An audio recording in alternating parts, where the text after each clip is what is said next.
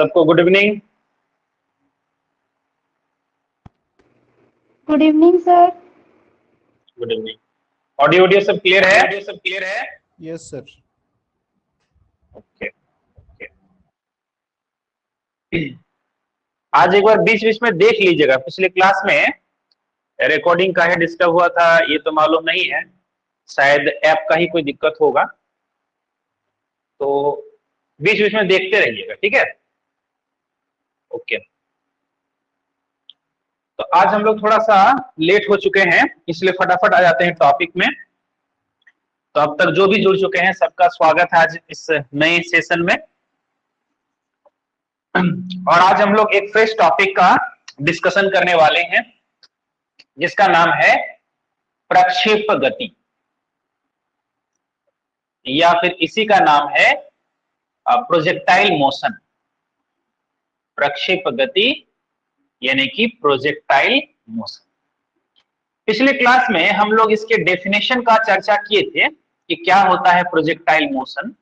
थोड़ा सा शॉर्ट में एक बार फिर से रिपीट कर देते हैं। देखिए, प्रोजेक्टाइल मोशन क्या है कि जब किसी वस्तु को हम लोग फेंकते हैं और फेंकने के बाद वो केवल और केवल गुरुत्व के अधीन गति करेगा। गुरुत्व के अधीन गति करेगा मतलब हो गया उसका मोशन केवल गुरुत्वाकर्षण बल के असर के कारण या प्रभाव के कारण ही वो गति होगा, उसको और कोई दूसरा चीज प्रभावित नहीं करेगा। दूसरा कौन प्रभावित नहीं करेगा? जैसे कोई घर्षण बल प्रभावित नहीं करेगा, कोई और बाह्य बल, जैसे हम और उसको धक्का नहीं देंगे। एक बार फेंके हैं, फेंकते वक्त जो बल लगाए हैं बस वही बल है, उसके बाद और कोई बल हम नहीं लगाएंगे या बाहर से और कोई बल नहीं लगाएगा। केवल और केवल एक ही बल लगेगा जो कि गुरुत्व बल है, यानी कि ग्रेविटी है। तो जब ये मोशन केवल ग्रेविटी के अंडर में होगा तो उसी को हम लोग कहते हैं प्रक्षेप गति। तो प्रोजेक्टाइल मोशन कब होता है? जब ये motion only and only under the effect of gravity होता है, यहां पर और कोई इफेक्ट नहीं रहेगा। अगर कोई दूसरा इफेक्ट आ भी जाए तो फिर वो प्रोजेक्टाइल मोशन नहीं होगा, एक अलग तरह का मोशन होने लगेगा। तो बात को एक बार हम लोग एग्जांपल के द्वारा समझते हैं फिर से, कि मान के चलिए हम अगर किसी पत्थर को या किसी गेंद को हम क्षैतिज दिशा में फेंकते हैं, जैसा कि पिछले क्लास में बताए थे कि हम उसको हॉरिजॉन्टली फेंक दिए, ऐसे करके क्षैतिज दिशा में फेंक दिए। तो जब उसको क्षैतिज दिशा में फेंक देंगे तो क्या ये पत्थर इसी डायरेक्शन में चलते रहेगा? तो हम लोग अपने अनुभव से जानते हैं ये इस क्षैतिज दिशा में लगातार नहीं जाएगा। तब किधर जाएगा? लगातार ये गेंद जो है नीचे की तरफ गिरते रहेगा और जहां पृथ्वी है यानी कि जमीन है वहां पर आकर गिर जाएगा। तो उसका मोशन किस तरह का हुआ ना, इस तरह का मोशन हुआ। ये जो मोशन है इसको हम लोग कहेंगे प्रोजेक्टाइल मोशन यानी कि प्रक्षेप गति। क्लियर हो गया? तो ऐसा कहां कहां मिलता है ना, यहां ये सब मिलता है अगर आप किसी बंदूक से गोली दागते हैं तो उस पर भी, अगर आप किसी धनुष से तीर चलाते हैं तो वो एरो वाला सिस्टम, वहां भी एरो का जो मोशन होगा वो भी होगा आपका प्रोजेक्टाइल मोशन। मिसाइल को हम लोग अगर छोड़ते हैं तो मिसाइल का भी मोशन होगा प्रोजेक्टाइल मोशन। हम कोई भी चीज को फेंकते हैं तो फेंकते वक्त भी, जैसे पत्थर को फेंकते हैं, गेंद को फेंकते हैं, क्रिकेट में कोई शॉट लगाते हैं तो वो सब भी क्या होता है, क्रिकेट में कोई छक्का लगाता है, तो ये सब सारा चीज क्या हो गया, प्रोजेक्टाइल मोशन। और सबसे जो रिसेंटली हम लोग एग्जांपल 2020 का ओलंपिक 2021 में हुआ, नीरज चोपड़ा का नाम हम लोग बहुत फेमस कर दिए हैं, वो एक्चुअली फेमस हुआ भी है, किया भी ऐसा काम है। तो जो हम लोग भाला फेंक वाला इवेंट था, तो भाला जो फेंका था वो भी क्या है, प्रोजेक्टाइल मोशन। तो कोई भी चीज को हम लोग जब फेंकते हैं तो प्रोजेक्टाइल मोशन करता ही है, भले वहां पर ग्रेविटी के साथ साथ देख लेते हैं। हाँ, हो रहा है। पिछले क्लास में 2 बार वीडियो मेरा रुका भी था, फंसा भी था, है ना। वहां पर जो है मेरा वीडियो ही गायब हो गया था, ठीक है, सिर्फ मेरा नाम आ रहा था और बाकी जो ये जो वीडियो अभी देख रहे हैं ऐसा आ नहीं रहा था। हमको तभी डाउट हुआ दिखा है क्या हुआ, हमको लगा कि शायद मेरे मोबाइल सेट का कोई दिक्कत होगा और फिर ठीक हो गया था। उसके बाद हम चेक नहीं कर पाए थे कि हाँ रिकॉर्डिंग हो रहा है कि नहीं हो रहा था। हाँ, फिर से मैंने क्या बताया कि जो भाला फेंक जेवेनाइल थ्रो जो था वो सब भी क्या था, प्रोजेक्टाइल मोशन था। तो प्रोजेक्टाइल मोशन में फिलहाल हम लोग क्या देखेंगे, only under the effect of gravity, only under the effect of, under the effect of gravity. ठीक है, हालांकि वास्तव में ग्रेविटी के साथ साथ दूसरे चीज का भी असर हो सकता है, लेकिन हम लोग उसका पढ़ाई अभी करने वाले नहीं है। जैसे हो सकता है हवा भी चलना शुरू हो तो उसके मोशन को हवा प्रभावित कर सकता है। हो सकता है कि हवा के साथ किस तरह से मोशन हो रहा है कि वो घर्षण उत्पन्न करता है। ठीक है, हवा अगर नहीं भी चल रहा है तो हवा के साथ घर्षण भी हो सकता है। फिर पृथ्वी घूमता है तो घूर्णन के कारण भी वो इफेक्ट हो सकता है। तो इन सब चीजों को फिलहाल हम लोग दरकिनार कर देंगे। हम लोग अभी केवल क्या देखेंगे, under the effect of gravity. Okay, तो हम लोग डिफरेंट एग्जांपल का बात कर लिए। अभी हम लोग प्रोजेक्टाइल मोशन को 3 तरह से बांटेंगे। अगर आप लोग को आज नोट्स मिल गया है सबको तो आप लोग को ग्रुप में, व्हाट्सएप ग्रुप में भेज दिए हैं, तो आप लोग देखे होंगे कि 3 तरह से इसको हम लोग बांट रहे थे। क्या क्या, शायद सभी टाइप अभी तक नहीं भेजे हैं। नंबर 1 टाइप है कि जब हम लोग किसी कोण के साथ प्रोजेक्शन को करेंगे। अच्छा, उससे पहले और कुछ बात बताते हैं। प्रक्षेप मतलब हो गया जिस वस्तु को फेंकेंगे उसको प्रक्षेप बोला जाएगा, उसको प्रोजेक्टाइल बोला जाएगा। जैसे जिस पत्थर को हम फेंकते हैं तो पत्थर क्या हो गया, प्रोजेक्टाइल। गेंद को फेंक रहे हैं, गेंद हो गया प्रोजेक्टाइल। भाला को फेंक रहे हैं तो भाला हो गया प्रोजेक्टाइल। और उसका जो गति है उसको हम लोग कहेंगे प्रक्षेप गति। ठीक है, तो प्रक्षेप मतलब वस्तु, बॉडी, ऑब्जेक्ट, और जो उसका मोशन होगा वो हो गया प्रोजेक्टाइल मोशन। और जिस पथ में वो गति करता है, मान के चलिए पथ ऐसा होगा, पथ इस तरह का होगा। ये जो पथ है, इस पथ को हम लोग क्या बोलते हैं, इंग्लिश में कहते हैं ट्रेजेक्टरी। क्या बोलते हैं इसको, ट्रेजेक्टरी, या हिंदी में क्या बोलेंगे, प्रक्षेप पथ। ठीक है, ट्रेजेक्टरी इंग्लिश में, हिंदी में हो गया प्रक्षेप पथ। तो अभी हम लोग जो शुरू करेंगे, यही शुरुआती स्टेज ही बहुत इंपॉर्टेंट होता है पूरे कॉन्सेप्ट के लिए। उसके बाद तो हम लोग तेजी से आगे बढ़ जाएंगे। देखिए, मानकर चलिए कि ये हो गया क्षैतिज दिशा। इस क्षैतिज के साथ कुछ कोण बनाते हुए हम वस्तु को फेंक रहे हैं। कितना कोण बना रहा है, मानकर चलिए थीटा कोण बना रहा है। यानी कि जैसे भाला फेंकने वाला एग्जांपल था, तो भाला को क्षैतिज दिशा में नहीं फेंका जाता बल्कि ऐसे पकड़कर इस तरह से फेंका गया उसको। तो ये जो हम लोग फेंक रहे हैं इस एंगल में, तो इस तरह से अगर फेंकते हैं तो इसको हम लोग क्या बोलेंगे, इसको हम लोग बोलेंगे ओब्लिक प्रोजेक्टाइल, तिर्यक प्रक्षेप गति। तिर्यक मतलब हो गया तिरछा। ठीक है, तिर्यक प्रक्षेप गति या projectile motion with some projection angle when a body is projected with some angle from the horizontal। horizontal से हम कुछ कोण बनाते हुए प्रोजेक्ट करते हैं तो हो गया तिर्यक प्रक्षेप गति, तिर्यक प्रक्षेप गति।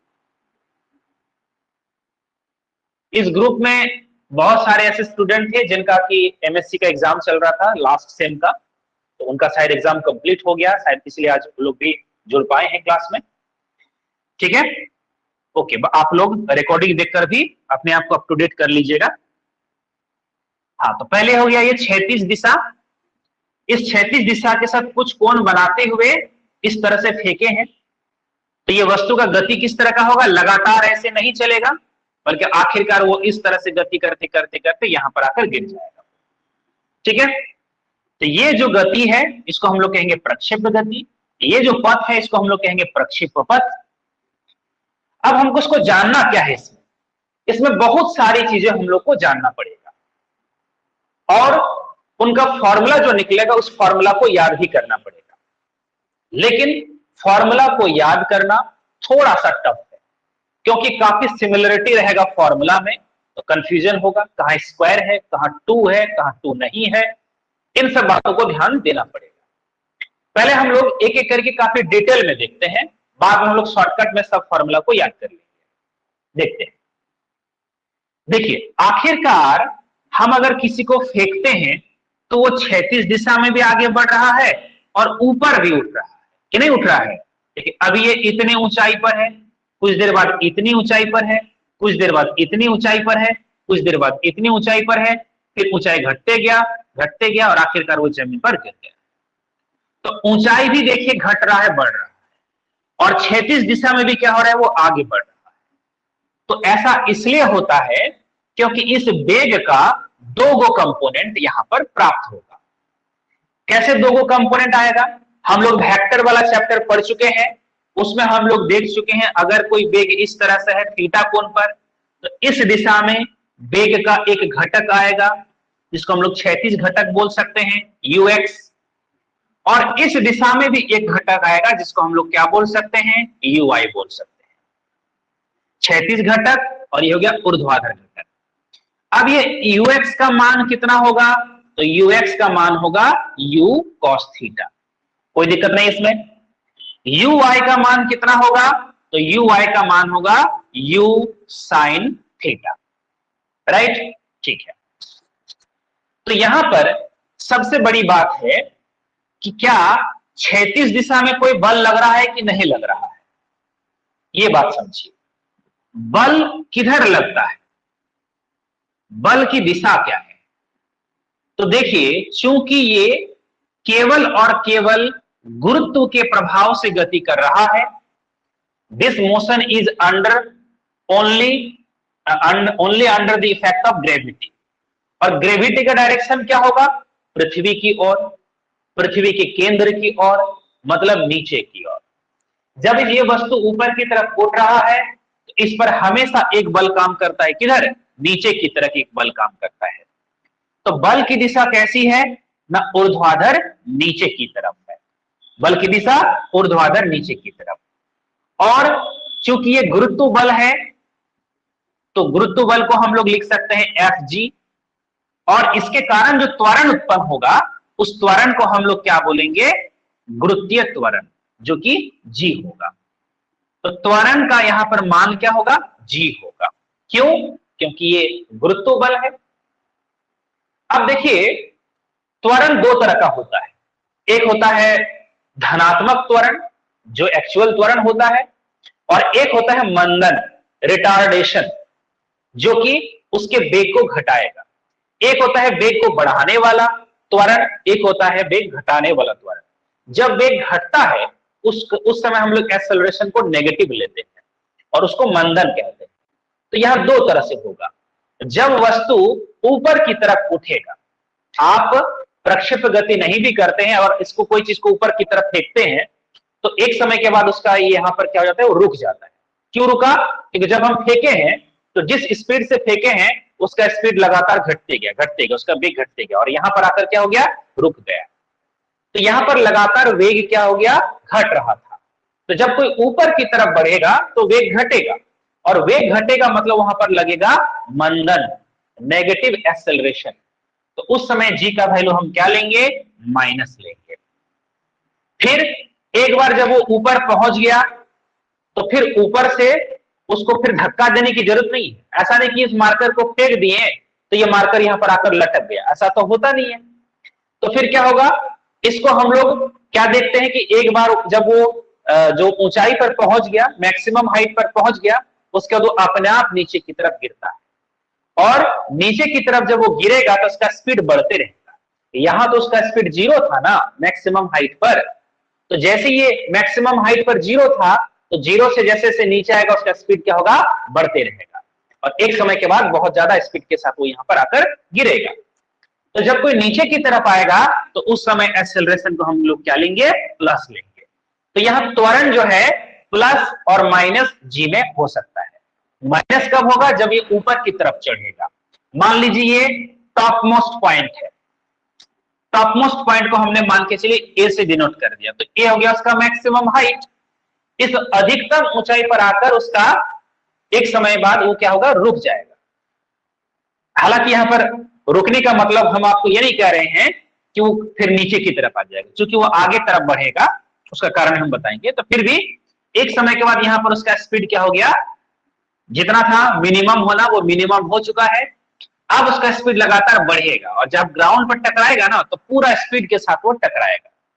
यानी कि ओ से ए तक जाते वक्त उसका स्पीड क्या हो गया था, घटा था, और ए से फिर ग्राउंड तक आते वक्त उसका स्पीड फिर क्या होगा, बढ़ेगा। तो ये ए से बी में प्लस जी और ओ से ए में क्या होगा, माइनस जी। क्लियर है? ठीक है। तो इस त्वरण का दिशा क्या है? त्वरण का दिशा है ऊर्ध्वाधर ऊपर की तरफ या नीचे की तरफ, जो भी हम लोग लेंगे। यानी कि त्वरण को अगर दो कंपोनेंट में बांटते हैं, जैसे हमने वेग का दो कंपोनेंट ले लिया, एक वेग का कंपोनेंट ले लिया ux बराबर u cos थीटा और एक हमने ले लिया uy बराबर u sin थीटा। उसी तरह से त्वरण का भी दो कंपोनेंट होगा, एक होगा ax और एक होगा ay। ax क्या है? x मतलब हो गया क्षैतिज दिशा में। क्या क्षैतिज दिशा में कोई त्वरण है? तो आप ये सवाल कीजिए, क्या क्षैतिज दिशा में कोई बल लग रहा है? क्या क्षैतिज दिशा में कोई किसी धक्का लगा रहा है इसको? नहीं। एक बार जब मैंने फेंक दिया, उसके बाद और कोई क्षैतिज दिशा में उसको धक्का नहीं लगा रहा है। यहां मोशन होता है केवल under the effect of gravity, और वो है ऊर्ध्वाधर दिशा में, ऊर्ध्वाधर नीचे की तरफ। तो क्षैतिज दिशा में कोई बल नहीं, इसका मतलब कोई त्वरण भी नहीं। तो ax का मान क्या होगा, 0 होगा, और ay का मान क्या होगा, वही होगा, प्लस माइनस जी होगा। तो वेग का दो कंपोनेंट ले लिए, एक ये और एक ये। त्वरण का दो कंपोनेंट ले लिए, एक ये और एक ये हो गया। ठीक है। अब हमको जानना क्या, जानना यह है कि ये जो पथ है ये किस तरह का होगा, पॉइंट कब कहां पर होगा, और यहां से लेकर यहां तक आने में कितना टाइम लगेगा, कितना दूर पर जाकर वो गिरेगा, फिर कितना मैक्सिमम हाइट तक वो चढ़ेगा और फिर नीचे आना शुरू करेगा। इन सब बातों को एक एक करके हम लोग देखेंगे। तो अभी हम लोग मान लेते हैं कि ये किसी वक्त इस जगह पर है, ये जो वस्तु गति कर रहा है किसी वक्त मान लीजिए इस जगह पर है। कौन सा जगह है ये, पॉइंट P है। इसका कोऑर्डिनेट कितना है, मान के चलिए x और y है। कितना समय लगा यहां से लेकर यहां तक जाने में, मान के चलिए t समय लगा है। तो t समय में वो कहां तक पहुंच गया, P तक पहुंच गया, P तक पहुंचा। ठीक है। तो इसका कोऑर्डिनेट एक्स वाई है, तो आप लोग समझ सकते हैं कि ये वाला चीज क्या होगा, ये वाला जो चीज होगा वो y होगा, और यहां से लेकर यहां तक ये जो होगा ये क्या होगा ना, x होगा। ये वाला चीज क्या है, x है, और ये वाला चीज क्या है, y है। ठीक है। अब आप लोग पिछले कुछ दिन से वेक्टर होगा या रिलेटिव वेलोसिटी होगा, वहां पर आपने कंपोनेंट में बांटना सीखा था। जब हम लोग हॉरिजॉन्टल कंपोनेंट लेंगे तो horizontal distance, horizontal velocity, vertical component लेंगे तो वर्टिकल वेलोसिटी, वर्टिकल डिस्टेंस को लेंगे। टाइम का तो कोई कंपोनेंट होता नहीं, इधर भी जाइए तो वही टाइम, इधर भी जाइए तो वही टाइम। तो हम लोग जब हॉरिजॉन्टल डिस्टेंस को लेते, ये x क्या है हमारा, हॉरिजॉन्टल डिस्टेंस, तो हम लोग हॉरिजॉन्टल वेलोसिटी को लेंगे। हॉरिजॉन्टल वेलोसिटी कौन है, ux है। तो हम लोग जानते हैं वेग बराबर चाल बराबर क्या होता है, दूरी बटे समय, या वेग बराबर विस्थापन बटे समय। तो हम लोग वेग को कौन सा लेते हैं, ux को लेते हैं। तो वेग हो गया, दूरी कौन सा होगा, ये वाला दूरी होगा x एक्सिस में, हॉरिजॉन्टल डायरेक्शन में। और टाइम कितना है, टाइम तो वही है जो यहां पर लग रहा है। अब इस t के जगह पर हम लोग क्या लिख सकते हैं, x बाई ux लिख सकते हैं। ठीक है, ये बहुत इंपॉर्टेंट पॉइंट है। x बाई क्या हो गया, u cos थीटा हो गया। यानी कि P पॉइंट तक पहुंचने में कितना टाइम लगा, P पॉइंट तक पहुंचने में टाइम लगा इतना, t बराबर x by u cos theta, x by u cos theta. ये जो डिस्टेंस है और यहां जो स्पीड है हॉरिजॉन्टल स्पीड, उसको हम लोग डिवाइड कर देंगे तो आ जाएगा टाइम, यहां से लेकर यहां तक पहुंचने में। अच्छा, जितना समय में ये x क्षैतिज दूरी तय किया गया है, उतना ही समय में ये y भी तय हुआ है। कौन सा? ना ऊर्ध्वाधर दूरी। पहले इसका स्क्रीनशॉट ले लिया जाए, फिर आगे बढ़ेंगे। ये जो y है क्या है हमारा? ऊर्ध्वाधर दूरी है। तो y को हम लोग कैसे निकालेंगे, आइए देखते हैं। ठीक है, कुछ पूछना है तो पूछ लीजिएगा। सर हो गया सर? आप जो हेलो, हाँ बोलिए। सर इसमें सर आप t सर डायरेक्ट निकाले हैं सर, लेकिन नोट्स में जो दिए हैं सर उसमें s equal to ut plus half at square formula use किए हैं सर, तो उसमें सर as को 0 कैसे किए हैं सर? हाँ ठीक ठीक, हम उसी पर आ रहे थे, क्योंकि y को निकालते वक्त उसका जरूरत पड़ेगा। ठीक सर, इसमें जो है मतलब ए पॉइंट पर एक्सेलरेशन कितना होगा सर? ए पॉइंट पर एक्सेलरेशन बता रहे देखिए, यहां पर जो है एक्सेलरेशन ऑलवेज क्या होगा, हम लोग जानते हैं g प्लस माइनस जी। तो ए पॉइंट ऐसा हो गया ना, वो एक लिमिट वाला कंडीशन हो गया जहां पर कि माइनस जी खत्म और प्लस जी स्टार्ट होगा। समझ रहे हैं ना? अगर आप O से A तक की बात करेंगे तो आप उसमें माइनस जी ले लेंगे, फिर A से लेकर B तक की बात करेंगे तो उसमें प्लस जी ले लेंगे, यानी कि प्लस माइनस जी होगा वहां पर। ठीक है, कितना होगा? प्लस माइनस जी। एक ऐसा एग्जैक्ट ए पॉइंट पर एक्सेलरेशन हम पूछ रहे हैं सर, मतलब वहां पे कितना होगा जिसके कारण से ऑब्जेक्ट जो है नीचे की ओर गिरने लगा सर? बिल्कुल सही है, एक्सेलरेशन का वैल्यू g के बराबर होगा, यानी कि 9.8 मीटर पर सेकंड स्क्वायर होगा। और हम आपको यह बता देते हैं रुपेश जी कि एक्सेलरेशन का वैल्यू हर जगह पर वही है, जितना a पर है उतना p पर है, उतना यहां भी होगा उतना यहां भी होगा। अंतर सिर्फ हम लोग ये लेते हैं कि एक तरफ माइनस लेते एक तरफ प्लस लेते, तो a पर आकर क्या होगा, प्लस होना स्टार्ट कर जाएगा, यानी कि प्लस वैल्यू हम लोग जी का लेना शुरू कर देंगे। और कितना? जी, और जी का वैल्यू कितना होता है? 9.8 मीटर पर सेकंड स्क्वायर। क्लियर है? तो सर कभी ना कभी जैसे कि माइनस यदि प्लस में आएगा तो वो तो एक कंडीशन ऐसा आएगा सर, वो मतलब 0 पर तो आएगा तब ना वो माइनस में स्टार्ट होगा या प्लस में स्टार्ट होगा? नहीं नहीं, देखिए माइनस प्लस की बात कहां से आ गया, इस पर हम बात करते हैं। सबसे पहले माइनस जी का मतलब क्या था? माइनस जी का मतलब था उसका वेग घटते गया। मान के चलिए किसी का वेग है 10, 8, 6, 4, 2, 0। अब 0 के बाद तो ऊपर उठेगा नहीं, बात समझे? तो 0 के बाद अगर वो ऊपर उठेगा नहीं तो वो क्या होगा, अब नीचे जाना शुरू करेगा। नीचे जब आएगा तो अब वेग उसका बढ़ नहीं रहा है, वेग अब घट नहीं रहा है, वो वेग उसका क्या हो रहा है, बढ़ रहा है। वेग बढ़ रहा है इसलिए हम उसको प्लस जी ले रहे हैं। यह माइनस और प्लस का मतलब समझिए, ऐसा नहीं हो रहा है, कभी गलती से ये नहीं सोचिएगा कि हाँ ऊपर में आते आते -9, -8, -7, -6, -0। एक्सेलरेशन कभी चेंज हुआ ही नहीं है, वो लगातार फिक्स था वो। और फिर जब नीचे आएगा तो वो भी कोई 9.8, 10, 11, 12 ऐसा नहीं हो रहा है, वो 9.8 फिक्स है। तो 9.8 एक्सेलरेशन उसका फिक्स है। अंतर सिर्फ क्या हो रहा है कि एक बार ऊपर जाते वक्त क्या हो रहा है, वेलोसिटी घट रहा है, और नीचे आते वक्त वेलोसिटी क्या हो रहा है, बढ़ रहा है। ऐसा क्यों हो रहा है? क्योंकि जो बल लग रहा है वो बल हो गया नीचे की तरफ। तो जब ऊपर की तरफ जा रहा है कोई वस्तु तो उसको नीचे की तरफ धक्का दे रहा है, उल्टा डायरेक्शन में। और कोई जब नीचे की तरफ आना शुरू कर दिया, या मान के चलिए वेग उसका वेलोसिटी 0 हो गया, तो अभी भी फोर्स क्या लग रहा है, नीचे की तरफ। तो फोर्स का डायरेक्शन ऑलवेज नीचे की तरफ है, इसलिए पहले वेग घट रहा था और बाद में क्या हो गया, वेग उसका बढ़ने लगा। तो ऐसी कोई बात नहीं है कि कहीं पर 0 होगा, ऐसा हम लोग यहां पर नहीं लेंगे। वो मैक्सिमम पॉइंट वेग भी क्या है, जी है। इसका मतलब एक्सेलरेशन जो होगा वो कांस्टेंट होगा क्या? हाँ, एक्सेलरेशन उसका कांस्टेंट है। एक्सेलरेशन जो उसका क्या हो गया, ये प्लस माइनस जी ही हुआ उसका, मतलब 9.8 ही रहा उसका।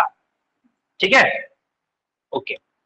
अब इसी बात पर हम लोग आएंगे कि ये कैसे हुआ। अच्छा, स्क्रीनशॉट हो गया था ना? हो गया है, हो गया। ओके, मैक्सिमम पॉइंट पर क्या जीरो होगा क्या नहीं होगा हम लोग उसी पर आज शायद चर्चा कर लेंगे। हम लोग उतना टाइम है हम लोग के पास, ठीक है।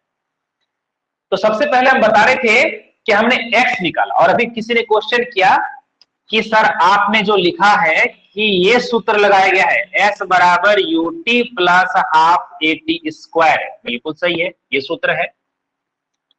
अब ये सूत्र हम दोनों दिशा में लगा सकते हैं, क्योंकि दूरी क्षैतिज दिशा में भी तय हो रहा है और दूरी ऊर्ध्वाधर दिशा में भी तय हो रहा है। तो जब हम क्षैतिज दिशा लेंगे तो इस पर हम x लगा दिए, इस पर भी x लगा दिए और इस पर भी x लगा दिए। टाइम पर कोई x लगाने की जरूरत नहीं है।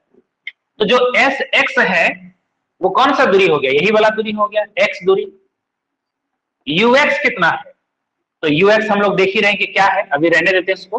ux 40 हाफ रहा, ax का वैल्यू क्या हो गया, तो ax का वैल्यू हम लोग देख रहे हैं कि 0 हो गया, तो ये पूरा टर्म क्या हो जाएगा, 0 हो जाएगा। तो ये पूरा का पूरा 0 हो गया, तो x बराबर हो गया ux इंटू टी, और ये तो 0 हो गया। यही बात इस जगह पर हमने लिखा है कि ux बराबर क्या हो गया, x बाई टी। क्लियर है, क्योंकि उसमें कोई त्वरण नहीं है, इसलिए हमने सीधा ये फॉर्मूला में आ गया।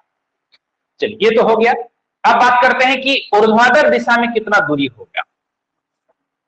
ठीक है, ऊर्ध्वाधर दिशा में कितना दूरी होगा, तो ऊर्ध्वाधर दिशा में जो दूरी होगा उसको हम लोग लिखेंगे y लिखेंगे, यही सूत्र होगा। तो y बराबर क्या होगा, u y t plus half a y t square. तो u y का वैल्यू हम लोग देखते हैं कि u साइन थीटा है, और t का वैल्यू कितना है, तो हमने देखा कि t का वैल्यू ये भी है, x बाय क्या हो गया, u cos theta plus half, और ay का वैल्यू क्या लेंगे, क्योंकि अभी हम कौन सा स्टेज पर हैं, O से A तक जाते वक्त हमने P पॉइंट को लिया है, तो P पॉइंट क्या है, ऊपर चढ़ते वक्त है। ठीक है, जब वो ऊपर जा ही रहा था उसी वक्त ये P है, तो यहां पर हम G को क्या लेंगे, माइनस में लेंगे, तो यहां पर ay का वैल्यू हम लोग ले लेंगे माइनस जी, और टी स्क्वायर फिर से हम इसी को लेंगे x by you cos theta, square है तो हो जाएगा x square by you square cos square theta. यहां पर हम देख सकते हैं कि यू कट जाएगा तो बचेगा कितना, x, और sine theta by cos theta हो गया ये कितना, टेन थीटा, माइनस में आ जाएगा, ऊपर में हो गया जी एक्स स्क्वायर और नीचे में हो गया 2u square cos square theta, इधर हो गया y। अब इसी से हम लोग एक चीज पता कर लेते हैं कि ये जो पथ है, प्रक्षेप पथ, प्रोजेक्टाइल का जो पाथ है जिसको ट्रेजेक्टरी कह रहे हैं, वो किस तरह का होगा, सर्कुलर होगा, स्ट्रेट लाइन होगा, या फिर एलिप्स होगा, क्या चीज होने वाला है। तो देखिए y और x के बीच में रिलेशन कैसा है, y और x के बीच में रिलेशन कैसा है। आप कहेंगे सर y और x इस तरह का है, तो जब सिर्फ और सिर्फ ये टर्म होता y directly proportional to x, तो आप लोग मैथ में पढ़ते हैं कि y is equal to mx plus c, straight line का इक्वेशन। y और x अगर रहता है y के पावर में 1 और x के पावर में 1, इसका मतलब आप उसको कह देते हैं कि स्ट्रेट लाइन है। लेकिन ये तो है, लेकिन साथ साथ में और एक क्या चीज है, देखिए y है और यहां पर क्या है, देखिए x स्क्वायर है, भले माइनस है, यही माइनस बाद में प्लस में भी बदल जाएगा, तो y प्रोपोर्शनल टू क्या हो गया, x स्क्वायर हो गया, या x proportional to y square हो जाए, तो फिर इस तरह का पथ को हम लोग क्या बोलते हैं, पैराबोला बोलते हैं। आप लोग पैराबोला का इक्वेशन जानते हैं, ये फेमस इक्वेशन है, y square is equal to 4ax, है ना।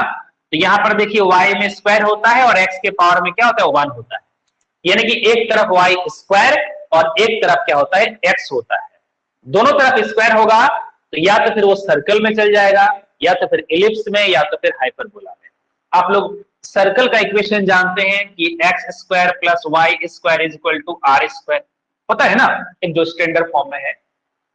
फिर आप लोग इलिप्स का इक्वेशन जानते हैं, इसी में X square by A square Y square by B square कर लेते हैं, तो फिर वो इलिप्स में चला गया, हाइपरबोला भी उसी में चला जाएगा। लेकिन यहां पर ऐसा नहीं है, यहां पर y में स्क्वायर है तो x के पावर में 1 है। उल्टा भी हो सकता है, आप लोग जानते हैं पैराबोला तो इस तरफ है कि ऊपर तरफ है, मतलब इधर है, ये पैराबोला इधर है, उसके हिसाब से वो चेंज हो जाता है। तो खैर यहां पर क्या है, y proportional to X square है, यानी कि y के पावर में 1 है तो x के पावर में 2 है, तो ये हमारा क्या हो जाएगा, पैराबोला हो जाएगा। ठीक है, तो इस तरह से हम लोग देखते हैं कि प्रोजेक्टाइल मोशन किस आकृति का होता है, तो वो होता है पैराबोला होता है। ठीक, अब किसी भी तरह से हो, किसी भी आकृति का हो, तो प्रोजेक्टाइल मोशन जो होगा ऑलवेज कैसा होगा, पैराबोलिक होगा, परवलय आकार का होगा। क्लियर हो गया? ठीक है, अब हम नेक्स्ट बढ़ते हैं कि ये जो गति करेगा, इस गति का स्पीड कितना होगा। स्पीड का मतलब हो गया, हाँ बोलिए सर। वहां पर जो equation y equal to X tan theta minus 2 X square by, उसी को ना पैराबोला मान लिए सर। इसको, हाँ, ये टोटल इक्वेशन को, जो वहां पर जो टोटल इक्वेशन लिखे ये पूरा पूरा को मान लिए। ये जो पार्ट तो होगा, ये सर एक मिनट, ये जो पार्ट, हाँ, ये आपको स्ट्रेट लाइन देता अगर ये अकेले रहता, लेकिन चूंकि ये वाला है ना, तो इसी का वेटेज ज्यादा होगा, क्योंकि यहाँ पर क्या है, एक्स स्क्वायर है। बात समझे? इसमें सर दोनों में एक्स टर्म है ना सर, तो इसमें भी एक्स टर्म, इसमें भी एक्स स्क्वायर है, तो वहां से यदि अगर फॉर्मूला में बैठाएंगे तो वो तो सेट नहीं कर पा रहे हैं ना, तो इसको ये जो एक्स टेन थीटा है उसको क्या करेंगे सर? बता रहे हैं, ये एक्स टेन थीटा आपको क्या देगा, ये जो देगा आपको एक स्ट्रेट लाइन का मोशन देता, लेकिन चूंकि ये वाला है इसीलिए इसको आपको क्या करेगा, पैराबोला करेगा। अब पैराबोला किस तरह का हो सकता है, पैराबोला हो सकता है कि मान के चलिए कि इस तरह का है सर, हो सकता है कि पैराबोला, मेरे बात को क्लियर करने दीजिए, हम समझ गए हैं। हाँ। ये वाला हो सकता है, कभी ये वाला हो सकता है, ठीक है। फिर हो सकता है कि पैराबोला इस तरह का है, बात समझे। फिर पैराबोला हो सकता है कि और कुछ तरह का हो सकता है।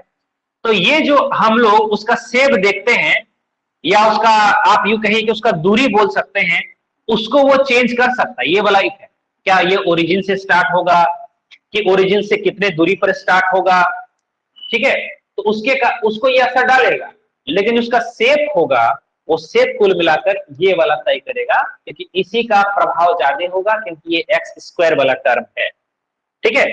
इसका काम था स्ट्रेट लाइन, अब स्ट्रेट लाइन और इसका हो गया पैराबोला। दोनों टर्म को नहीं मिलाएंगे, दोनों टर्म को मिलाकर नहीं, हाँ, लेकिन टर्म मिलेगा जरूर, दोनों का असर होगा, अपना अपना जगह पर दोनों काम करेगा, लेकिन ऐसा नहीं कि ये स्ट्रेट लाइन कर दिया, वो पैराबोला कर दिया, कोई नया स्ट्रक्चर बन गया, ऐसा नहीं होगा। बल्कि नहीं सर, ये सर, हाँ, हम बोलना चाह रहे हैं जैसे कि y प्रोपोर्शनल टू x लिखे है ना sir, y proportional to x, तो प्रोपोर्शनल का जो कांस्टेंट वैल्यू दे रहे हैं वो m दे रहे हैं, तो वो स्ट्रेट लाइन का फॉर्मूला में आ जा रहा है, वो ठीक है। तो हम वहां पर जो m का वैल्यू टोटल को मान ले रहे हैं, m का जो वैल्यू मान रहे हैं, जो प्रोपोर्शनल जो वैल्यू है उसको मान ले रहे हैं, x को भी मानेंगे, x ten theta minus 2 by you square cos square theta, इस टोटल को मानेंगे कि सिर्फ आपका इधर वाला टर्म को 2 बाई 2 कॉस स्क्वायर थीटा ने जी है, sorry, G by 2 cos theta को मानेंगे। हाँ, समझ गए। देखिए ये जो है ना, एकदम स्टैंडर्ड पैराबोला के फॉर्म में नहीं है। जैसे y square is equal to 4ax आप लोग पढ़ते हैं, तो यहां पर क्लियर पता चल गया कि भाई ये 4a है, ठीक है।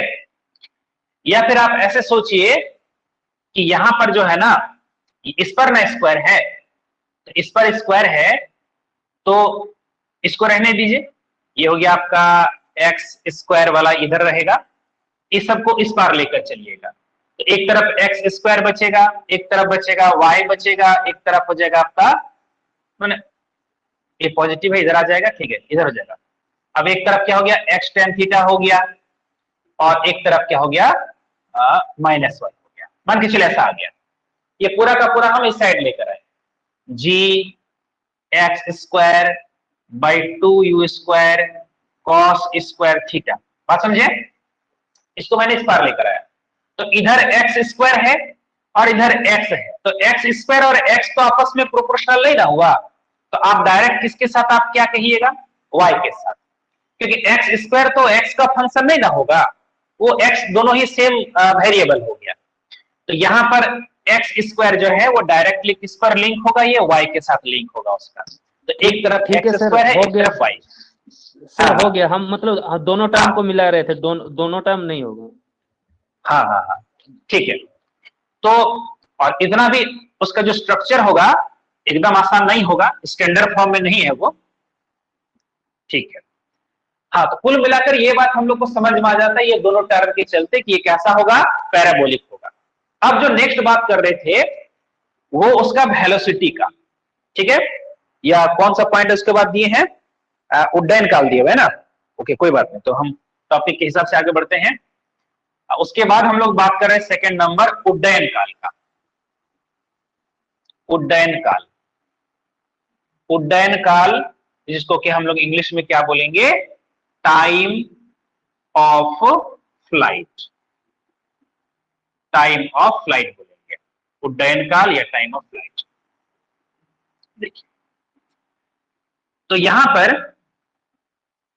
उड्डयन काल का मतलब क्या है, उड्डयन काल का मतलब है कि कोई अगर प्रक्षेप गति करता है तो जहां से शुरू किया और फिर अगर वो पृथ्वी पर आकर गिर गया, तो इस पूरे प्रोसेस में जो टाइम है इसी को हम लोग क्या कहेंगे, उड्डयन काल। यानी कि फेंकने से लेकर ग्राउंड तक गिरने तक जो टाइम है, इस टाइम को हम लोग क्या बोलेंगे, उड्डयन काल, यानी कि टाइम ऑफ फ्लाइट बोलेंगे, राइट। अब ये टाइम ऑफ फ्लाइट कितना होगा हम लोग निकालेंगे कैसे, तो आपको मैंने पहले बताया कि जब वो ए पर पहुंचेगा, यानी कि जो उसका उच्चतम बिंदु है वहां पर पहुंचेगा, तो उसका जी का वैल्यू क्या होता है, चेंज हो जाता है, माइनस से प्लस हो जाता है। तो हम लोग इसको दो पार्ट में बांटेंगे, ए, ओ से ए और ए से बी, दो पार्ट में बांटेंगे। और हम लोग ऐसा देख चुके हैं, या अपने एक्सपीरियंस से भी कह सकते हैं कि ओ से लेकर ए तक आने में जितना टाइम लगेगा, ए से बी तक आने में भी क्या होगा, उतना ही टाइम लगेगा। अगर आप किसी को फेंकते हैं तो नीचे से ऊपर जाते वक्त जितना टाइम लेगा, फिर ऊपर से उतना ही नीचे तक आने में वो क्या करेगा, सेम टाइम लेगा, ठीक है। तो ओ से लेकर ए तक जाने में, ए क्या चीज है ना, उसका उच्चतम बिंदु है, और ए से बी तक आने में वो क्या करेगा, सेम टाइम लेगा। तो अगर हम लोग आधा समय निकाल लेते हैं तो टाइम ऑफ फ्लाइट क्या हो जाएगा, उसी का दोगुना हो जाएगा। टाइम ऑफ फ्लाइट को मान लीजिए हम बड़ी टी से डिनोट करते हैं, तो टाइम ऑफ फ्लाइट क्या हो जाएगा ना, ये जो हम लोग टी लिख रहे हैं, स्मॉल टी लिख रहे हैं, उस स्मॉल टी का क्या होगा, डबल हो जाएगा। तो पहले हम लोग ओ से लेकर ए तक आने में कितना समय लगेगा, इस समय को पहले कैलकुलेट करते हैं। कैसे कैलकुलेट करेंगे, हम लोग टाइम वाला इक्वेशन लेंगे, तो यहां भी टाइम है लेकिन टाइम का यहां पर स्क्वायर है, तो इस फॉर्मूला का इस्तेमाल न करके हम इस बार फॉर्मूला ये वाला इस्तेमाल करेंगे, v is equal to U plus A T. तीन तरह का समीकरण हम लोग लेते हैं, s बराबर U T plus half A T square, v is equal to U plus A T, और v square is equal to U square plus 2s। तो हम लोग यहां पर लेंगे v is equal to U plus A T, इसमें टाइम भी है और हम लोग जो टाइम निकालना चाहते हैं वो निकल ही जाएगा। कैसे निकलेगा ये देखते हैं। सबसे पहले यहां पर कौन सा कंपोनेंट जीरो होगा, वेलोसिटी का कौन सा कंपोनेंट जीरो होगा, इस पर भी हम आते हैं। ये जब यहां तक पहुंचेगा तो क्या पार्टिकल का कुल वेग जीरो हो जाएगा, यहां पर भी बहुत कोई कंफ्यूजन में पड़ जाते हैं, कुल वेग जीरो होगा क्या, तो जवाब होगा नहीं, उसका टोटल वेलोसिटी जीरो नहीं होगा। अगर टोटल वेलोसिटी उसका जीरो हो जाता तो फिर वो आगे नहीं बढ़ता, वो वहीं पर आकर तुरंत नीचे की तरफ गिर जाता। किसी चीज को फेंकते हैं तो यहां पर आकर उसका स्पीड क्या हो जाता है, जीरो हो जाता है, तभी वो नीचे की तरफ आना शुरू करता है। उसी तरह से अगर एक बार फेंकने के बाद यहां पर कुल वेलोसिटी उसका जीरो हो जाता, टोटल स्पीड, टोटल वेलोसिटी जो भी है जीरो हो जाता, तो फिर आगे नहीं बढ़ता, वो नीचे की तरफ गिर जाता।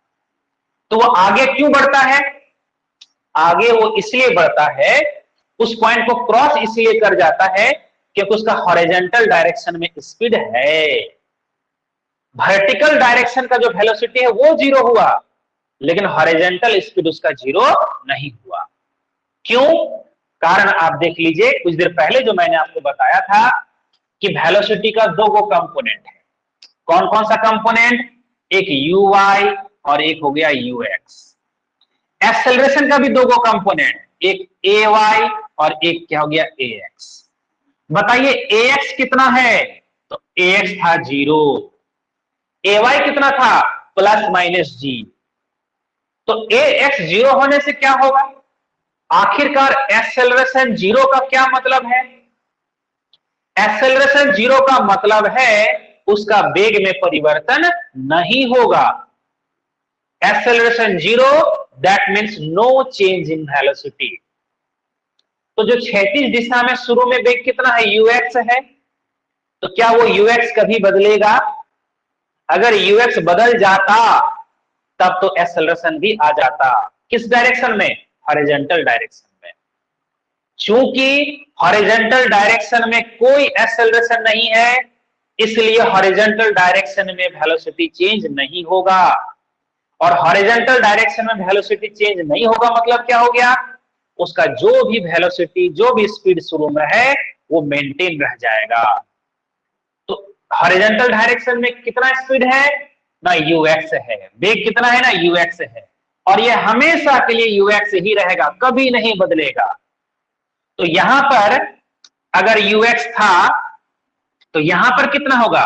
ux ही रहेगा। यहां पर कितना होगा? ux ही रहेगा। यहां भी कितना होगा? ux होगा। यहां भी कितना होगा? ux होगा। हर जगह पर ux ux ux रह जाएगा, कभी चेंज नहीं होगा। तो चेंज कौन होगा? चेंज होगा हॉरिजॉन्टल स्पीड नहीं बल्कि वर्टिकल स्पीड।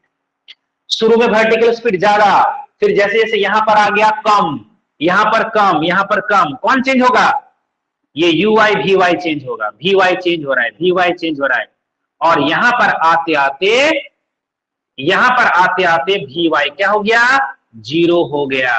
वर्टिकल स्पीड 0 हो गया। वर्टिकल स्पीड 0 हो गया, इसलिए अब वो ऊपर नहीं उठेगा, अब नीचे आना शुरू करेगा। वहां 0 हो गया, इसलिए अब वो ऊपर नहीं उठेगा। बात समझ में आ रहा है? अब नीचे आना शुरू करेगा। ठीक है, नीचे क्यों आ रहा है? वो जो जी लग रहा है, ग्रेविटी का फोर्स लग रहा है। और वो आगे क्यों बढ़ रहा है? क्योंकि हॉरिजॉन्टल स्पीड अभी भी है। हॉरिजॉन्टल स्पीड ऑलवेज है, हर जगह है। इसलिए ये कंफ्यूजन में पड़ जाते हैं बहुत कोई कि क्या इस टॉप मोस्ट पॉइंट पर कुल मिलाकर वेग 0 हो जाएगा? तो जवाब होगा नहीं, कुल वेग 0 नहीं है। वर्टिकल वेग 0 है, हॉरिजॉन्टल वेग अभी भी है। समझ में आ रहा है? टोटल वेग 0 नहीं है। तो इसी बात को हम लोग यहां पर यूज करेंगे। क्या यूज करेंगे देखते हैं। मैंने आपको क्या बताया कि यहां से लेकर यहां, फिर से बताया जाए सर। बी पॉइंट पर भी ux का वैल्यू 0 नहीं होगा सर। बी मतलब कहां? जो ग्राउंड में गिरेगा? हाँ सर, जो बी पॉइंट पर जो गिरेगा ऑब्जेक्ट, मतलब ग्राउंड में जब गिर गया। हाँ हाँ हाँ हाँ। ठीक, बता रहे, जब वो ग्राउंड में गिर जाएगा, एकदम सटने, जब वो सटेगा ग्राउंड में जाकर, जब वो सटेगा, जस्ट टच करेगा, उसको पूरी तरह से धक्का नहीं दिया है, तब तक उसका स्पीड चेंज नहीं हो गया। और जब एक बार ग्राउंड को हिट कर दिया, तब तो फिर उसका स्पीड स्वाहा हो गया, अलग अलग दिशाओं में चला गया। उसके बाद क्या होगा? प्रोजेक्टाइल का अब जिम्मेदारी नहीं है, प्रोजेक्टाइल का खेल खत्म। प्रोजेक्टाइल का खेल कब तक है? जब तक फेंकने से लेकर वो ग्राउंड तक जब वो पहुंचेगा, जस्ट टच करने का नौबत आ गया। ठीक है, जो जस्ट टच करेगा, अबाउट टू टच, उस समय तक प्रोजेक्टाइल। एक बार जब टच कर गया, तब तो फिर उसका वेलोसिटी क्या होगा? उसके बाद वो इस टॉपिक का बियॉन्ड हो गया, यानी कि beyond discussion of this topic. बात समझ में आ गया? उसके बाद वो हॉरिजॉन्टल में लुढ़क जाएगा कि फिर बाउंस कर जाएगा, क्या होगा वो फिर अलग बात हो गया। तो मैंने आपको क्या बताया, बी पॉइंट पर जब टकरा जाएगा उस समय उसका स्पीड 0 हो भी सकता है, हॉरिजॉन्टल स्पीड भी 0 हो सकता है। लेकिन उसके बाद क्या, मान के चले बालुए में गिर गया तो वहीं पर आकर वो बैठ गया, तो सब चीज खेल खत्म हो गया। लेकिन जब तक वो टकराया नहीं है, जस्ट उसको टच कर रहा है, तब तक उसका स्पीड अभी भी हॉरिजॉन्टल डायरेक्शन में क्या है, मेंटेन है। क्लियर हो गया? ठीक है, तो हम बात कर रहे थे कि टाइम का, तो टाइम कैसे निकालेंगे, तो बताए थे कि ये वाला formula v is equal to U plus at। तो हम किस मोशन को पकड़ेंगे, हॉरिजॉन्टल को वर्टिकल को, तो वर्टिकल को पकड़ने से आसानी से निकलेगा। तो वर्टिकल वाला पकड़ेंगे तो कैसे होगा, vy uy ayt कर देते हैं। तो कहां तक के लिए, पहले यहां पर uy कितना था बोलिए, सबको मालूम है uy बराबर है u sin थीटा।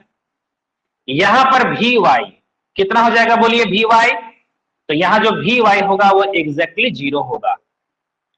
ay कितना लगेगा, तो ay का वैल्यू चूंकि ऊपर तरफ चढ़ रहा है तो हो जाएगा -c। यहां बैठाते हैं, vy 0, uy हो गया u sin थीटा। ठीक है, एक काम करते हैं उसको बाद में बैठाते हैं, uy और ये हो गया -g और ये हो गया t। ठीक है, तो हम लोग उसको इस पार लेकर आते हैं, -gt इधर हो गया +gt, इधर क्या हो गया uy। तो टाइम इज इक्वल टू क्या हो गया, uy, और ऐसा भी कर सकते हैं, बाद में बैठाएंगे इसको ay, इसीलिए नहीं बैठाएंगे क्योंकि प्लस आ जाएगा यहाँ पर। ठीक है, कोई बात नहीं, तो यहां पर आ जाएगा -ay और ये हो गया -ay। तो देखिए टाइम कैसे निकला ना, uy ay मतलब वर्टिकल वेलोसिटी और वर्टिकल एक्सेलरेशन उसको ले लिया। अब यहां पर हम अगर बैठा देते हैं uy का वैल्यू तो कितना आ जाएगा बोलिए, u sin थीटा। और मैंने आपको क्या बताया कि ay का वैल्यू हम यहां पर क्या बैठाएंगे, -g बैठाएंगे, इसलिए माइनस माइनस प्लस हो जाएगा, तो हो गया कितना, u sin theta by g। तो हम एक बार फिर से उसी जगह पर आ जाते हैं क्योंकि इससे आपको कंफ्यूजन होता है। ये हो गया आपका u sin थीटा और ये हो गया आपका -gt। -gt को इस पार लेकर आते हैं तो gt और ये हो गया u sin थीटा। तो t इज इक्वल टू क्या हो गया ना, u sin थीटा बाय हो गया g। ये तो आधा समय हुआ, फिर यहां से लेकर यहां तक आने में भी क्या होगा, उतना ही समय लेगा। तो टाइम ऑफ फ्लाइट, उड्डयन काल कितना हो जाएगा 2 और t का वैल्यू रख दीजिए u sin थीटा और बाय हो गया g। तो जब आपको उड्डयन काल निकालने दिया जाएगा तो आप ये फॉर्मूला यूज कर सकते हैं, 2u sin theta by g कर सकते हैं। एक और फॉर्मूला आप नोट्स को देखिएगा, ये वाला जो अभी मैंने आपको सिखाया, uy by ay। uy by ay कर देंगे तो उससे भी हमको क्या मिल जाएगा, उसका टाइम ऑफ फ्लाइट निकल जाएगा, लेकिन आधा समय पहले निकलेगा। फिर आप उसको डबल कर दीजिएगा तो वो दोगुना समय हो जाएगा। uy बाई ay क्यों आ जाएगा, यहां से फॉर्मूला निकाल कर देखिए। तो मैंने आपके नोट्स में लिखा है वहां पर 2uy बाई क्या लिखे हैं, g लिखे हैं। ठीक है, क्यों लिखे हैं, अभी मैंने आपको बताया था ना कि uy बाई ay हो जाएगा, ay का वैल्यू g है तो हो जाएगा uy बाई g, और इसीलिए हमने वहां पर फॉर्मूला लिखा है 2uy बाई g। सभी तरह का फॉर्मूला जानना जरूरी है। इसमें कोई दिक्कत है तो हमसे पूछ लीजिए। ये फॉर्मूला हो गया टाइम ऑफ फ्लाइट का, 2u sin theta by g और साथ में क्या हो गया 2uy बाई g। क्योंकि uy का वैल्यू कितना है, u sin थीटा, uy का वैल्यू कितना है, u sin थीटा, जो शुरू में मैंने डिस्कस किया। ठीक है, अब टाइम ऑफ फ्लाइट में और कुछ बातें हैं, जैसे कि पूरा कोण का बात हो गया। हाँ बोलिए सर, ये तो वही वाला प्रॉब्लम हो गया है ना सर, किसी अगर पत्थर को अगर वर्टिकली ऊर्ध्वाधर ऊपर को फेंका जाए तो जाने में आने में कितना समय लग रहा है सर, वही वाला प्रॉब्लम आ गया ना घूम फिर के। एग्जैक्टली सिर्फ कंप्यूटर ले लीजिए सब। हाँ, सिर्फ वो तिरछा हो गया इसलिए y का हाँ, जो y वाला कंपोनेंट है वो u sin थीटा में आ गया। हाँ, हाँ सर, हाँ ठीक एकदम वही वाला चीज। इसका स्क्रीनशॉट ले लिया जाए। अच्छा, अब हम लोग बात करते हैं पूरक कोण। पूरक कोण सबको मालूम है, मैथमेटिक्स में हम लोग जानते हैं कि जब दो कोणों को जोड़ते हैं और वो आपस में दो कोणों का योग अगर 90 डिग्री हो जाता है उसको पूरक कोण कहते हैं, यानी कि कॉम्प्लीमेंट्री एंगल उसको बोलते हैं। जैसे कि 20 डिग्री और 70 डिग्री वो क्या है, कॉम्प्लीमेंट्री एंगल है। 10 डिग्री 80 डिग्री, 30 60 45 45 ही हो गया है ना, 40 50, ये सब क्या हो गया, कॉम्प्लीमेंट्री एंगल हो गया। तो अब ये इसका यूज कहां पर होगा, यूज यहां पर हो रहा है कि मान के चलिए आप किसी को 20 डिग्री का कोण बनाते हुए फेंकते हैं और किसी को 70 डिग्री कोण बनाकर फेंकते हैं, तो क्या उड्डयन काल सेम होगा कि अलग अलग होगा, क्या चीज होगा? और ये सब चीज में लगेगा, इसलिए इसको समझ लीजिए बढ़िया से।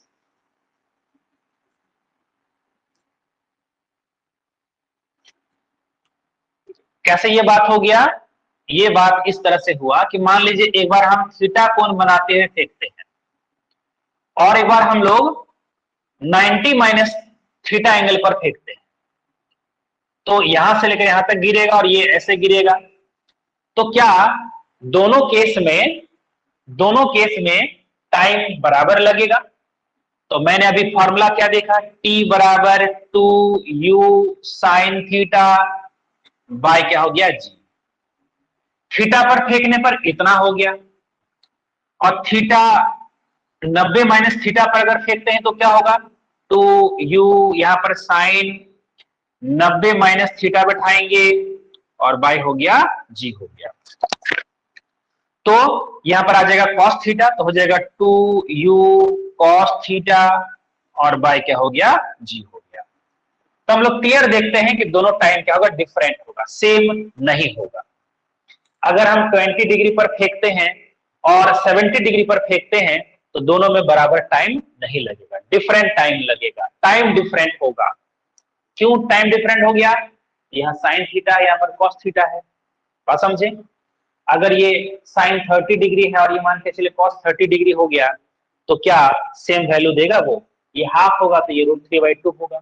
इसलिए क्लियर बात हो गया कि 2 डिफरेंट टाइम्स आर दीज, ये जो दोनों टाइम है वो अलग अलग समय है। अब क्वेश्चन कैसे पूछा जाता है कि दोनों का रेशियो क्या होगा, दोनों का प्रोडक्ट क्या होगा, ऐसे करके क्वेश्चन पूछा जाता है। तो T1/T2 अगर करेंगे तो आप देखिए कि सब चीज कॉमन है, कट जाएगा, ये कट जाएगा, तो बचेगा क्या, sine theta by cos theta, यानी क्या आ जाएगा टेन थीटा। तो अक्सर आपको ऑब्जेक्टिव में ये डाटा दे दिया जाएगा और आपको बोला जाएगा क्या होगा, T1/T2 का रेशियो क्या होगा, टेन थीटा कॉस थीटा वगैरह वगैरह दे देगा। तो आपको सही चीज चुनना है, इसका रेशियो क्या होगा, टेन थीटा होगा, राइट? ओके। फिर ऐसा भी हो सकता है कि T2/T1 दे दिया, आपको दे दिया कि जब थीटा पर फेंकेंगे तो T1 टाइम, 90 माइनस थीटा पर फेंकेंगे तो T2 टाइम, और आपको दे दिया T2/T1। तो ध्यान दीजिएगा वहां पर आपको रिवर्स करना पड़ेगा, यानी कुछ समय जब आप क्या जाएगा, कॉट थीटा का आ जाएगा, ठीक है? ओके। उसके बाद इनको गुना करने पर क्या आएगा उसका भी डिस्कशन नहीं कर रहे हैं, क्योंकि हम लोग अभी उसको समझ नहीं पाएंगे, क्योंकि रेंज अभी पढ़ी नहीं है, रेंज पढ़ेंगे तब समझ में आ जाएगा। तो पहले उड्डयन वाला टॉपिक हो गया, किसी को कोई डाउट है इसमें? अब हम लोग रेंज पर आ जाते हैं कि रेंज क्या होता है।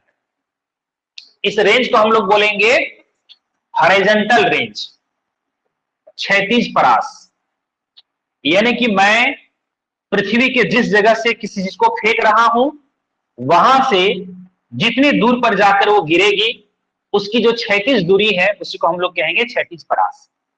मान लीजिए ये जमीन पर हम यहां पर खड़े हैं, यहां से मैंने फेंकना शुरू किया, ठीक है, इधर फेंक दिया और वो यहां पर आकर गिरा, तो ये जो दूरी है इस दूरी को हम लोग क्या बोलेंगे, रेंज बोलेंगे, हॉरिजॉन्टल रेंज बोलेंगे, क्षैतिज परास। तो ये क्या होगा, तो यहां से लेकर यहां तक ये जो आया इसमें कितना टाइम लगा, इस टाइम को हम लोग बोलते हैं टाइम ऑफ फ्लाइट। इसने अपनी यात्रा को पूरा कर लिया, जो पूरा जर्नी था वो कंप्लीट हो गया, फेंकने से लेकर गिरने तक। इस पूरे जर्नी में जो टाइम लगता है उसको हम लोग क्या बोलते हैं, टाइम ऑफ फ्लाइट बोलते हैं, उड्डयन काल बोलते हैं, और वो कितना है, टी है। टी का वैल्यू हमको मालूम है कितना, अभी हम लोग देख रहे हैं 2u sine theta by g। अब हम लोग चाहते हैं कि रेंज निकालेंगे, तो बताइए रेंज किधर है, हॉरिजॉन्टल है कि वर्टिकल है? तो क्लियर है कि रेंज का मतलब हॉरिजॉन्टल है। अगर हॉरिजॉन्टल है तो हम सारे कंपोनेंट को कौन सा लेंगे, हॉरिजॉन्टल कंपोनेंट लेंगे, हॉरिजॉन्टल वेलोसिटी, हॉरिजॉन्टल डिस्टेंस, और टाइम तो टाइम ही है, हॉरिजॉन्टल लगे या वर्टिकल लगे। तो यहां पर हम लोग कुछ देर पहले ही पढ़ चुके हैं कि कि s बराबर क्या होता है ut plus half at square, right. तो जब हम x वाला कंपोनेंट लेंगे तो sx ux ax t square. हमने ये भी देखा कि ax का मान क्या होता है, 0 होता है, हॉरिजॉन्टल में कोई एक्सेलरेशन नहीं है, इसलिए ax का मान 0 हो गया। तो बचा अब ये चीज। अब ये sx कितना है, ये टोटल दूरी है, इस टोटल दूरी को हम क्या बोलेंगे, r बोलेंगे, x ना बोलकर इसको क्या बोलेंगे, r बोलेंगे। ux कितना होता है ना, ux होता है, एक बार पूरा कर लेते हैं बात को, एक sx क्या हो गया, x हो गया, ux का मतलब हो गया u cos थीटा हो गया, और यह टाइम मतलब यहां से लेकर यहां तक आने का टाइम। तो वो यहां से लेकर यहां तक सीधे नहीं गया है, वो उड़ कर गया है ऐसे करके। तो कितना टाइम लगा है, टाइम ऑफ फ्लाइट, यहां से लेकर यहां तक जो आया उसके लिए कितना टाइम लगा, जितना टाइम ऑफ फ्लाइट है। तो टाइम ऑफ फ्लाइट कितना है ना, t है, तो हम लोग u cos theta into T कर सकते हैं। तो x बराबर हो गया u cos थीटा, और टाइम ऑफ फ्लाइट कितना हो गया, 2u sin theta by g हो गया। अब देखिए हम लोग जानते हैं 2 sin theta into cos theta एक फॉर्मूला होता है, यहाँ 2 sin थीटा cos थीटा है, हम लोग सबको जानते हैं sin 2 थीटा इसका फॉर्मूला होता है।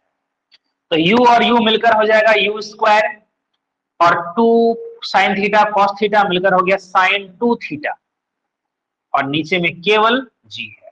और इस x को क्या बोलेंगे, ये x बढ़ते बढ़ते बढ़ते बढ़ते अब कितना हो गया, r हो गया, रेंज हो गया। तो रेंज का फॉर्मूला यही है, कितना हो गया, u square sin 2 theta by g है। अब आप देखिएगा तो आपको थोड़ा कंफ्यूजन होने लगेगा। उड्डयन काल का कितना फॉर्मूला था, 2u sin theta by g, और यहां आप देखिए ये बाई जी दोनों में है, लेकिन इसमें था 2u, लेकिन इसमें आ गया u स्क्वायर, इसमें था sin थीटा, इसमें आ गया sin 2 थीटा। तो ये जो अंतर है, इस अंतर को आपको समझना पड़ेगा ताकि आपको कंफ्यूजन ना हो। क्लियर हो गया। रेंज का फॉर्मूला कैसे मैंने हासिल किया ये आपको दिखा दिया, आपको याद केवल इसको रखना है, कैसे आया आप इसको याद रखने की जरूरत नहीं है, लेकिन ये जानना है। और साथ साथ ये भी आपको मदद करता है, ये ऑलवेज मदद करेगा आपको, u cos theta into T. अब हम लोग एक बार इसका स्क्रीनशॉट ले लिया जाए, ठीक है। ये शायद कितना नंबर स्क्रीनशॉट हुआ था, 3 नंबर ना।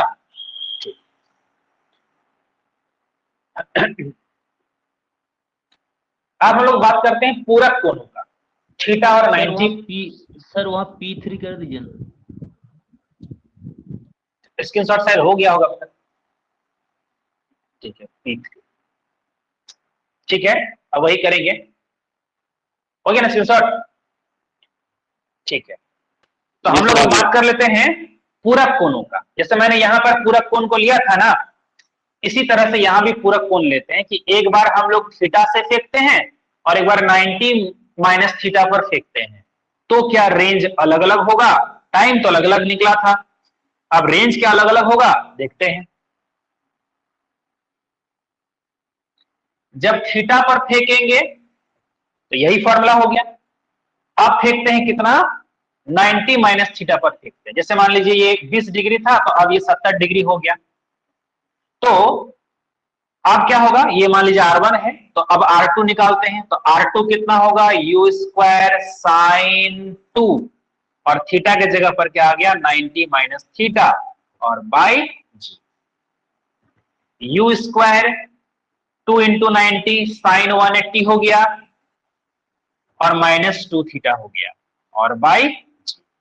अब आप लोग बताइए साइन 180 माइनस थीटा या 180 माइनस अल्फा, उसका क्या फॉर्मूला होता है। तो साइन 180 माइनस थीटा का फॉर्मूला साइन थीटा ही हो जाता है, ना तो माइनस ना तो कुछ दूसरा, बल्कि साइन में ही रहता है और उतना ही होता है।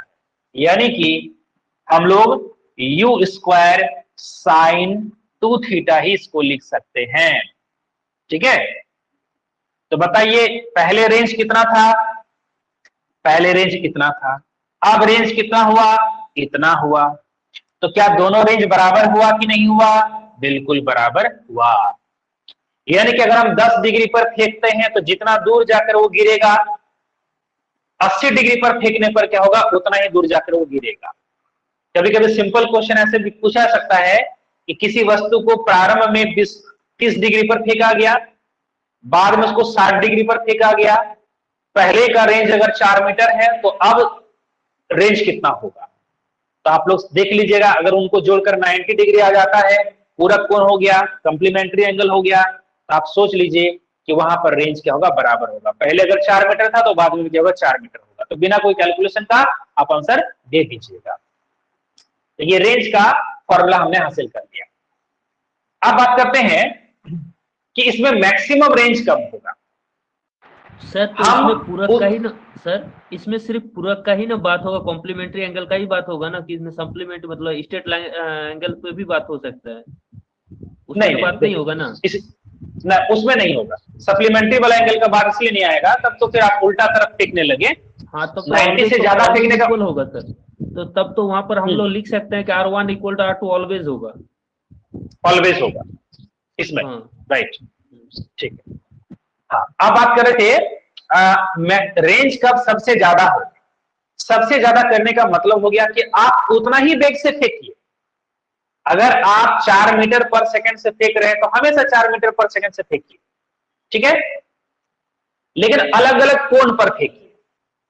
तो किस कोण पर फेंकने से उसका मैक्सिमम रेंज होगा। आपका ताकत है कि आप 4 मीटर पर सेकंड फेंक सकते हैं।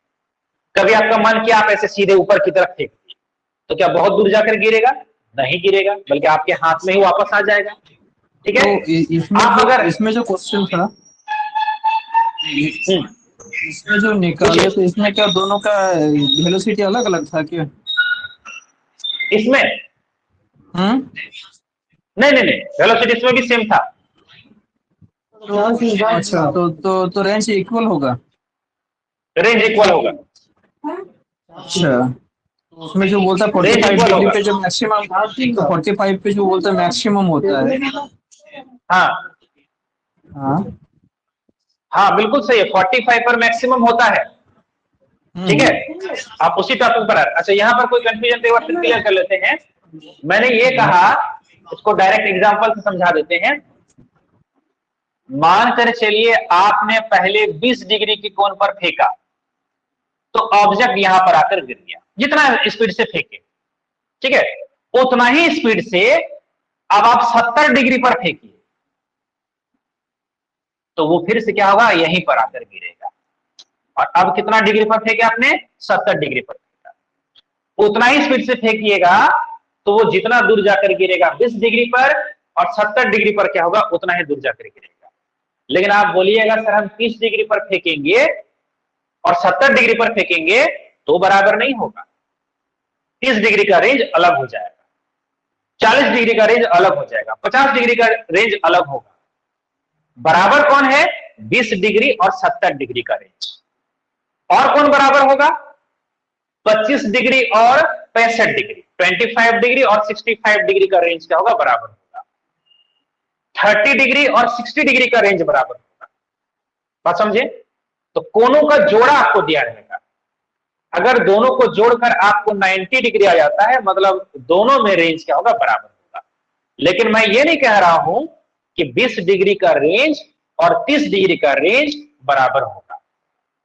20 डिग्री का रेंज कम होगा, 30 डिग्री का रेंज क्या होगा, और ज्यादा होगा। 40 डिग्री का रेंज और ज्यादा होगा, 45 डिग्री का रेंज और ज्यादा होगा। लेकिन 45 डिग्री से ज्यादा आप कोण पर फेंकिएगा तो अब रेंज घटने लगेगा, ठीक है। 45 डिग्री पर ही मैक्सिमम होगा, सबसे ज्यादा दूर जाकर गिरेगा। और 45 से जैसे बढ़ा दीजिएगा 50, 60, 70, अब घटना शुरू करेगा। और 90 पर फेंकिएगा तो कुछ भी आगे नहीं बढ़ेगा, वो सीधे आकर यहीं पर टपक जाएगा। इसी बात को हम अब समझा रहे थे कि मैक्सिमम रेंज कब होगा। तो मैक्सिमम रेंज कैसे होगा, क्वेश्चन जो है, क्वेश्चन का एंगल पेयर में दिया रहेगा, पेयर में दिया रहेगा, ठीक है। अब ये हो गया आपका स्पीड। हम स्पीड को बढ़ाने घटाने से तो रेंज को बढ़ा सकते हैं, लेकिन स्पीड को बढ़ाने के लिए वो आपको नहीं बोल रहा है। तो बढ़ाएंगे किसको, एंगल को, उतना ही स्पीड से। मान लीजिए मेरा जो ताकत है, पूरा ताकत का इस्तेमाल करते हैं, तो स्पीड को तो हम बढ़ा नहीं ना पाएंगे। हम मान के चलिए 10 मीटर पर सेकंड ही मैक्सिमम फेंक सकते हैं। ऊपर फेंके, ग्राउंड में रगड़ते हुए फेंके, किसी कोन के साथ फेंके, लेकिन मेरा जो ताकत है वो 10 मीटर पर सेकंड, लेकिन अलग अलग कोन पर फेंकेंगे तो अलग अलग दूर जाकर वो गिरेगा। तो कितने डिग्री पर फेंकेंगे तो ताकि सबसे ज्यादा हॉरिजॉन्टल रेंज हो, इसका स्क्रीनशॉट ले लिया जाए। Page number 4।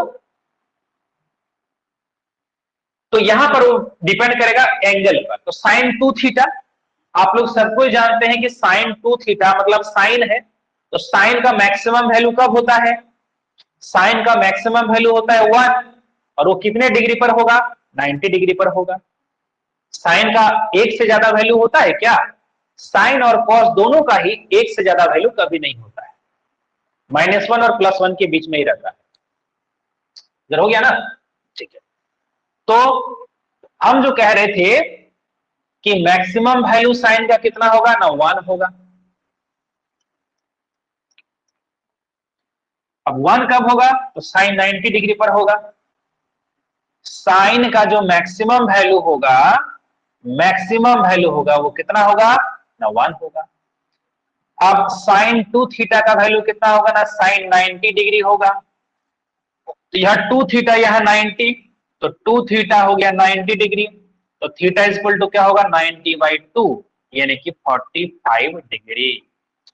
यही चीज हम बता रहे थे कि यहां जो कोण का मान क्या होगा, 45 डिग्री होगा। 45 डिग्री पर जो है रेंज का मान सबसे ज्यादा होगा। अब इसको मैं फिगर से समझाता हूं आपको। मान के चलिए हमने 10 डिग्री पर फेंका तो यहां आकर गिर गया, 20 डिग्री पर फेंका तो यहां गिर गया, ठीक है, ये 10, ये 20, 30 डिग्री पर फेंका तो और ज्यादा दूर गिरा, 45 पर फेंका तो यहां पर आकर गिरा। अब हम अगर 60 पर फेंकेंगे तो ये 30 था ना, ये 30 था, मान के चलिए यहां है, ये 30 था। अब अगर हम 60 पर फेंकेंगे तो वापस इस जगह पर गिर जाएगा, ये 20 था। अगर हम 70 पर फेंकेंगे तो यहां पर आकर गिरेगा, 80 पर फेंकेंगे तो यहां पर आकर गिरेगा। बात समझ आ गया? सबसे ज्यादा दूर कब जाकर गिरेगा ना, 45 पर होगा, और बाकी 10 80 पर सेम, 20 70 पर सेम, 30 और 60 पर सेम, 40 50 पर सेम रेंज होगा। क्लियर हो गया? तो मैक्सिमम रेंज कब होगा, 45 पर होगा। तो कोई अगर लॉन्ग जंप करता है, लंबी कूद, लॉन्ग जंप, कि भाई हम बहुत दूर जाकर गिरेंगे, तो उसको किस एंगल पर जंप करना चाहिए? उसको बहुत उछलना नहीं चाहिए। अगर बहुत ज्यादा उछलेगा ना तो कम दूर जाकर वो गिरेगा।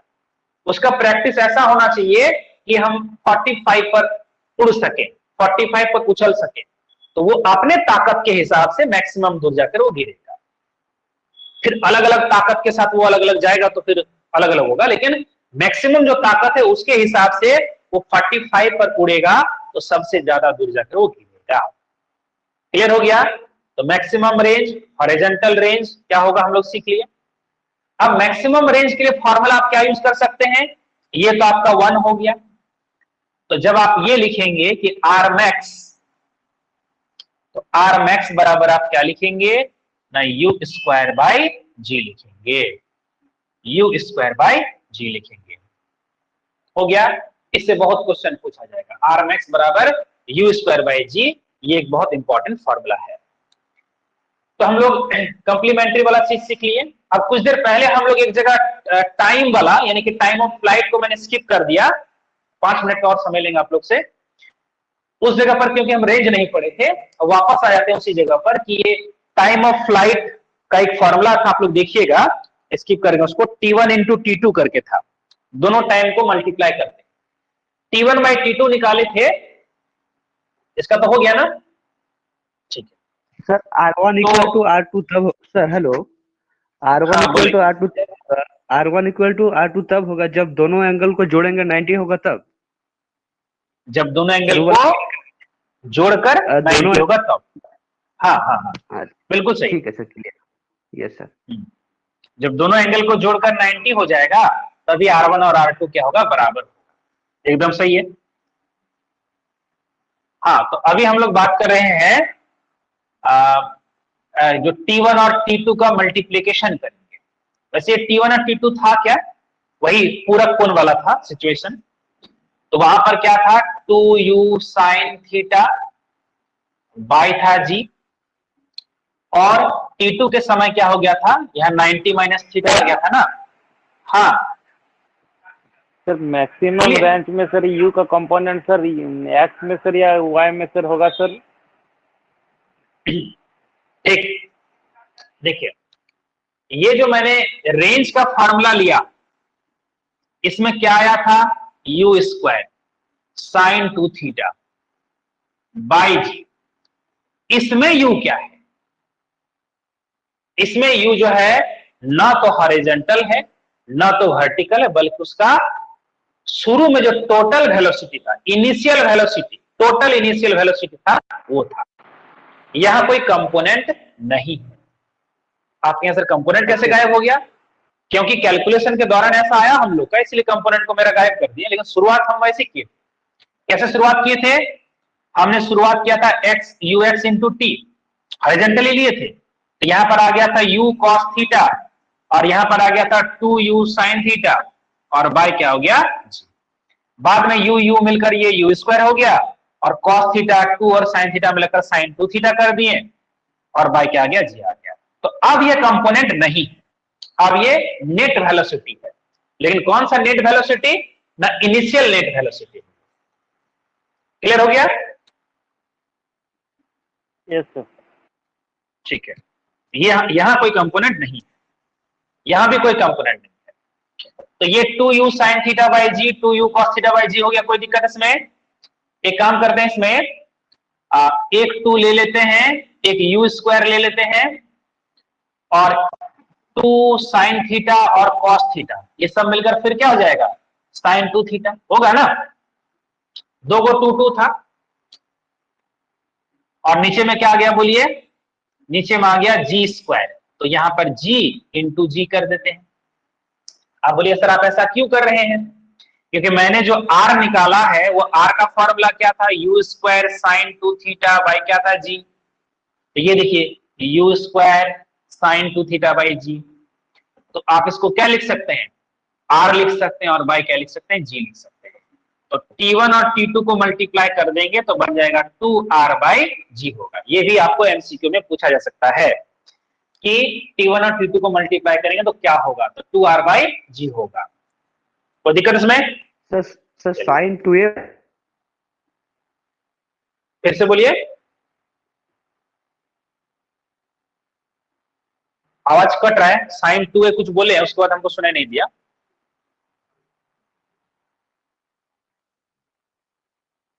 शायद नेटवर्क इशू होगा। अच्छा रिकॉर्डिंग आप लोग ध्यान दिए हैं ना बीच बीच में? चलो अब तो टाइम ही पार हो गया, चल तो रहा है। ठीक है, हेलो सर। हाँ बोला जाए। सर यहाँ पर R max equal to 4h लिखे हैं, ये क्या है सर? 4h, हाँ हाँ, अभी हम लोग उस h वाले टॉपिक पर गए नहीं, इसलिए h आपको समझ में नहीं आएगा। h मतलब हो गया उसका हाइट, मैक्सिमम हाइट, वो भी हो जाएगा, आपको समझ में आ जाएगा। अभी हम लोग वहां तक शायद आज नहीं जाएंगे। ये जो h होता है इसको h बोलते हैं, मैक्सिमम हाइट, कितना दूर वो गया था। तो आर मैक्स जो होगा ना, वो आर मैक्स जो होगा वो 4h के बराबर होगा। लेकिन कैसे होगा प्रूफ कर देंगे, नेक्स्ट क्लास के लिए हम लोग इसको छोड़ते हैं। आज एक बार बात को रिकैप कर लेते हैं, क्या मैंने सीखा, जस्ट 1-2 मिनट के अंदर। आप लोग का क्वेश्चन होगा तो आप लोग पूछिएगा, हम आपको बता देते हैं। तो प्रोजेक्ट, किसी का माइक ऑन है, कुछ पूछेंगे? ओके, तो क्या बता रहे थे कि प्रोजेक्टाइल मोशन में कुछ बातों को आप दिमाग में सेट कीजिएगा। कंपोनेंट को पहले यू मतलब इनिशियल वेलोसिटी का दो गो component, ux uy, u cos थीटा u sin थीटा। एक्सेलरेशन का दो गो कंपोनेंट, ax ay, ax 0 और ay क्या हो गया g। हाँ कभी प्लस कभी माइनस लेंगे, लेकिन g। दूसरी बात, जब वो सबसे ऊपर पहुंच जाएगा तो उसका टोटल वेलोसिटी 0 नहीं होगा। जब सबसे ऊपर पहुंच जाएगा, ये जो इस जगह पर पहुंच जाएगा, तो अगर आपसे पूछा जाएगा क्या उसका वेग शून्य हो गया, तो आप बोलेगा नहीं, उसका वेग शून्य नहीं हुआ है। तो कौन शून्य हुआ है, आखिरकार नीचे क्यों गिरा है, तो वर्टिकल कंपोनेंट। चेंज कौन हो रहा है, वर्टिकल वेलोसिटी चेंज हो रहा है।